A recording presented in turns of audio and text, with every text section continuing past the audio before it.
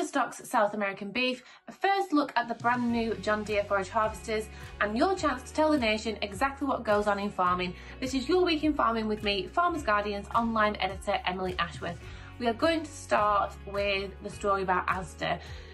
Because this story caused a lot of controversy last week when the major retailer's decision to stock beef from Uruguay in its stores caused indignation amongst British farmers who feel their high quality standards are once again being undermined. Former NFU Deputy President Stuart Roberts said it was hypocritical, especially when you look at the carbon footprint. As always, we want to know your thoughts on this story because we know that these kind of continual blows keep coming for farmers, so please drop your thoughts in the comments or get in touch with us via email. We're always really open to hearing from readers and those watching. Now, this next story about Bluetongue could impact a lot of you across England.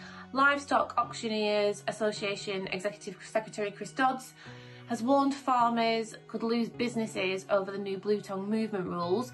Farmers have raised concerns that the new England-wide Bluetongue restrictive zone could have a catastrophic effect on the sheep sector, with farmers set to lose thousands of pounds, and the governments of Wales and Scotland have been urged to consider the impact that their response will have on farmers. Moving on to machinery, our machinery team got an exclusive first look at John Deere's new forage harvesters.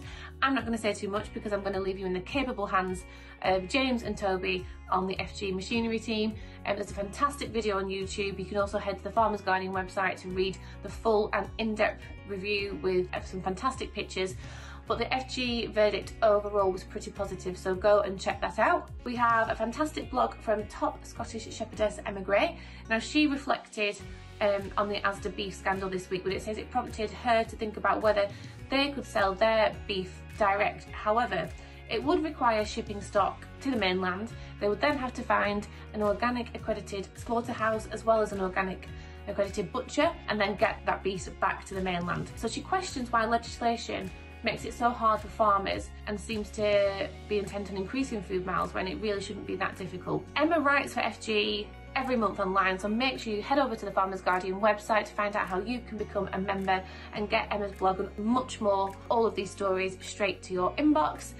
Finally, we have launched this year's 24 Hours in Farming. If you don't know what this is our annual digital social media event where we let the nation know what really goes on in farming. We want to tell them the truth. Now more than ever, after everything that's happened in the industry, it is time to unite and get the truth out there. So you can listen to our special Farmers Guardian Farm 24 podcast this week. I went to the heart of the Yorkshire Dales National Park to speak to fourth generation hill farmer Frank Carr, and I was joined by arable and beef farmer and FG columnist Amy Wilkinson, and we had a really good conversation about the outlook for the industry, but also a bit of history about their farming families and how we can connect to consumers. That is it for me this week.